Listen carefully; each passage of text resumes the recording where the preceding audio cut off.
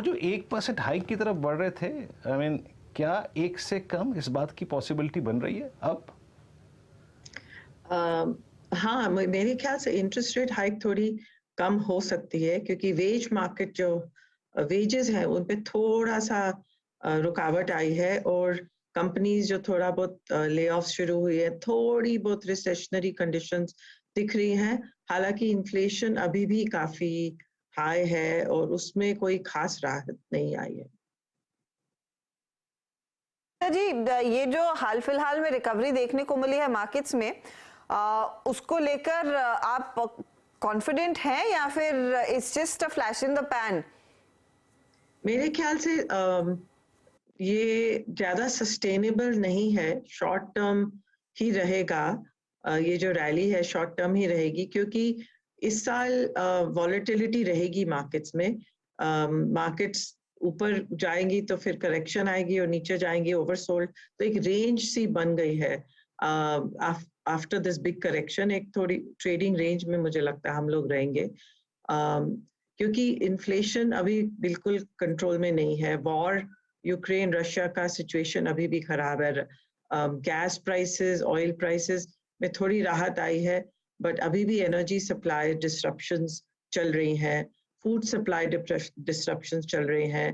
तो अभी भी जो प्रॉब्लम्स हैं, हालाँकि थोड़ी-सी कम हुई है, कमोडिटी प्राइसेस में भी थोड़ी-सी राहत आई है, बट अभी हम लोग जो है प्रॉब्लम्स जो हमारे सामने है वो अभी भी वैसी ही तरह की प्रॉब्लम्स चल रही हैं। कोविड में भी अब फिर काफ़ी सारा इंडिया में शायद इतने केसेस नहीं दिख रहे पर यूएस में सबको ही करीब-करीब कोविड आजकल हो रहा है। तो ये प्रॉब्लम्स जो है अभी मुझे तो नहीं लगता कि जाएँगी। हाँ, वैल्यूएशंस थोड़ी-सी बेटर हुई हैं, पर अर्निंग्स में भी थोड़ा-सा प्रेशर आता दिख रहा है क्योंकि वेज कॉस्ट बढ़ रही हैं, एट्रिशन लेवल्स हाई हैं और साथ-साथ कंपनीज़ के मार्जिन्स पे भी प्रेशर आ रहा है इन्फ्लेशन के साथ। सो आई थिंक ओवरऑल ये साल ऐसे ही चलेगा। जो कोविड के केसेस की आपने बात की, क्या इतनी खराब स्थिति तो नहीं दिख रही ना कि लॉकडाउन की फिर से जरूरत होगी? उतनी चिंता करने की जरूरत है या फिर उतना एक्सट्रीम स्टेप अब सरकार नहीं लेना चाहेगी? मेरे ख्याल से कोई भी सरकार अभी इतने स्ट्रॉन्ग स्टेप्स नहीं ले रही, लॉकडाउन्स की बात नहीं हो रही, मास्क की भी बात नहीं हो रही क्योंकि सब लोग यही देख रहे हैं कि जो अभी केसेस तो बहुत हो रहे हैं, पर हॉस्पिटलाइजेशंस नहीं हो रही। तो एक फ्लू की तरह समझ के लोग इसको कंटिन्यू कर रहे हैं। बट ये ज़रूर है कि थोड़ी-सी वर्कर्स की प्रोडक्टिविटी लेवल्स थोड़ी कम हो जाती है बिकॉज़ जिसको भी कोविड होता है फिर वो कई कई दिन काम पे नहीं जा सकते, कई दिन बाहर नहीं जा सकते और फिर इन्फेक्शियस बहुत है ये जो न्यू स्ट्रेन है। तो इससे ग्लोबली तो काफ़ी हो रहा है कोविड यूरोप में, यूएस में, पर उसमें भी गवर्नमेंट्स ने कोई लॉकडाउन्स और मास्क्स नहीं इंस्टीट्यूट किए। ना भी अलग-अलग एक्शन लेते रहता है लेकिन उतना कड़ा एक्सट्रीम स्टेप अभी तक नहीं देखने को मिला है। एक्चुअली पुनीता जी, यहाँ पर भी केसेस तो आते हैं लेकिन आजकल मैं मुंबई की बात कर सकती हूँ, दिल्ली का वीरू आपको अलग बताएंगे कि वायरल फैला हुआ है और वायरल इतना खतरनाक कि जैसे ऐसे लगता है कि कोविड हो गया। बस दूसरे दिन रिलीफ आता है जब आप टेस्ट खुद घर पे कर ले या बाहर से करा ले कि नहीं कोविड नहीं है, बेसिक वायरल है। तो डर तो डेफिनेटली है। अच्छा, एक चीज का डर हालांकि भारतीय मार्केट के पर्सपेक्टिव से जो कम हुआ है, जो पिछले 2-3 ट्रेडिंग सेशंस में एफआईआईज की फिर खरीदारी शुरू हुई है, इसे आप कैसे पढ़ रही हैं? क्या आपको लग रहा है भारत में फिर से वो फंड फ्लो विदेशी मार्केट से बढ़ता हुआ दिखाई दे सकता है या फिर इस पर भी भरोसा नहीं करना चाहिए? नहीं, ये जो फ्लोज आ रहे हैं ये सिर्फ इंडिया के लिए नहीं आ रहे, इमर्जिंग मार्केट्स में ही फ्लोज आ रहे हैं। सो ये एक जो एलोकेशन आ रही है इंडिया को, ये ब्रॉडर इमर्जिंग मार्केट से आ रही है। सो आई वुडंट से कि ये इंडिया स्पेसिफिक ही फ्लोज आ रहे हैं, बट एज आई सेड कि वैल्यूएशंस जो हैं अब काफी हद तक रीजनेबल रेंजेस में आ गई हैं और रुपी डिप्रिसिएशन से भी और करेंसी डिप्रिसिएशन जो यूएस डॉलर के साथ इतनी ज्यादा हो गई है कि डॉलर एडजस्टेड वैल्यूएशंस जो है वो काफी रीजनेबल है एंड बट अभी द नेक्स्ट क्वार्टर जो नेक्स्ट फ्यू क्वार्टर्स में अर्निंग्स पे भी थोड़ा बहुत प्रेशर रहेगा। कंपनीज जो है उनके रेवेन्यूज तो ग्रो हो रहे हैं पर साथ साथ में कॉस्ट पे भी प्रेशर आता दिख रहा है, और वो जो प्राइसिंग प्रेशर है, प्राइसिंग पावर जो है वो सब कंपनीज के पास नहीं है, तो बहुत सिलेक्टिवली ही कंपनीज। आपका कहने का मतलब ये है कि आने वाले क्वार्टर्स में अगर अर्निंग प्रेशर में रहेंगी और ये लिक्विडिटी फ्लो ये बहुत शॉर्ट टर्म है, तो पिछले 5-7 दिन में आई मीन चाहे वो यूएस हो, चाहे आप नेस्डैक की प्राइस परफॉर्मेंस देखिए या फिर हमारी घरेलू आईटी कंपनी की परफॉर्मेंस देखिए, आप निफ्टी आईटी को देखिए, क्या ये पुल बैक बहुत शॉर्ट लिव्ड होगा? बहुत सीरियस बायर आपको नहीं बनना चाहिए क्या?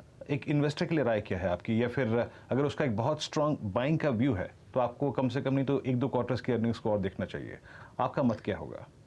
नहीं, मेरे ख्याल से देखिए, अगर आप लॉन्ग टर्म इन्वेस्टर्स हैं तो अभी एंट्री पॉइंट, अगर आप एकदम परफेक्ट टाइमिंग तो नहीं कोई भी कर सकता कि एकदम परफेक्टली आप बॉटम को कैच कर ले।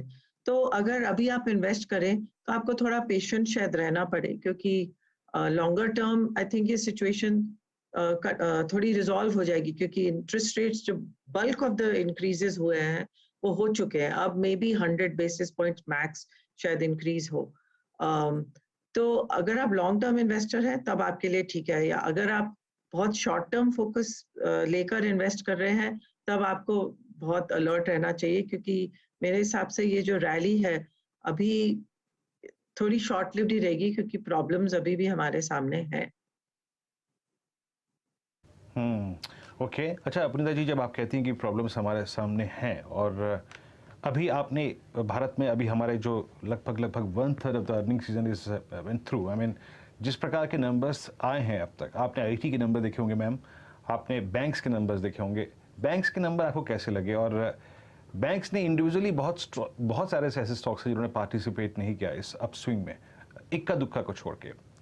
क्या बैंक्स रीजनेबल पॉइंट्स पे हैं? जैसा कि आपने कुछ देर पहले ही कहा कि आप बिल्कुल बॉटम नहीं पकड़ सकते, आप बिल्कुल टॉप नहीं पकड़ सकते, लेकिन इस अध्याय में एग्जैक्टली आपका बैंक्स पे व्यू क्या है? ये देखिए, बैंक्स जो है वो तो 2-3 साल से अंडर परफॉर्म कर रहे हैं, तो ये सिर्फ अभी की बात नहीं हमको देखनी चाहिए। मेरे हिसाब से बैंक जो वैल्यूएशंस है वो अब काफी रीजनेबल लेवल्स पे हैं, और बहुत सालों से बैंक्स लैगर्ड रहे हैं, and generally high interest rate environment में बैंक्स का जो स्प्रेड है, मार्जिन है, वो जनरली इम्प्रूव होता है। सो आई वुड से कि अगर जैसे कि डोमेस्टिक इकोनॉमी हमारी जो है थोड़ी स्टेबलाइज हो रही है, तो बैंक्स शुड पार्टिसिपेट। तो मेरे हिसाब से one should be looking at banks. Banks अगर आप देखें काफ़ी समय से यहीं पर ही हैं, और अगर आप देखें तो शायद ये एक सही वक्त है और बतौर इन्वेस्टर देखने के लिए।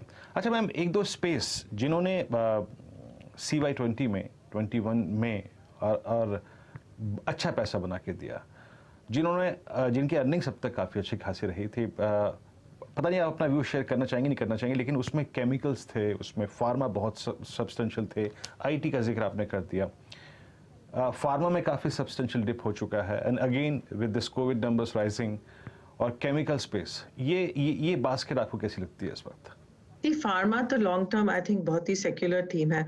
अगर आप ग्लोबली देखें, स्पेशली अगर आप यूएस में देखें, लॉन्गर टर्म फार्मा फंड जो है, हेल्थ केयर फंड्स, उनके जो एनुअलाइज्ड रिटर्न्स हैं वो बहुत अच्छे रहे हैं, 20-30% एनुअलाइज्ड रिटर्न्स रहे हैं। पर जो इंडिया के जो हेल्थ केयर स्पेस है वहाँ पर काफ़ी वॉलेटिलिटी रही है, क्योंकि यहाँ पर हम लोग की मार्केट जो है काफ़ी जेनेरिक्स पे डिपेंड करती है, ग्लोबल एक्सपोर्ट्स पे डिपेंड कर रही है, और प्राइसिंग प्रेशर्स में बने रहते हैं, और न्यू ड्रग डिस्कवरी थोड़ी कम होती है। हॉस्पिटल्स जो है उनका कैपेक्स हाई रहता है, तो रिटर्न ऑन इक्विटी लो है। पर मेरे हिसाब से ये मार्केट जो है, ये स्पेस जो है हमारे हेल्थ केयर फार्मास्यूटिकल की, ये इंडिया में भी एक सेक्युलर थीम बना रहेगा। डोमेस्टिकली यहाँ पर डिमांड बढ़ रही है, और हमको इस स्पेस पर ध्यान देना चाहिए और इन्वेस्टेड रहना चाहिए। तो ये तो फार्मास्यूटिकल्स में मेरा व्यू है। केमिकल्स में काफ़ी हद तक इंडिया जो है एक सेकंड सोर्स बनता हुआ दिख रहा है टू चाइना, तो इसलिए इस स्पेस में भी हम लोग को बेनिफिट मिला है। ऑफ कोर्स यहाँ पर बहुत कंपनी स्पेसिफिक रहना चाहिए, क्योंकि oil and raw material cost जो है यहाँ भी बढ़ रही हैं, तो ईच कंपनी का अपना ही सिस्टम होगा हैंडलिंग का, प्राइसिंग का, B2B उनके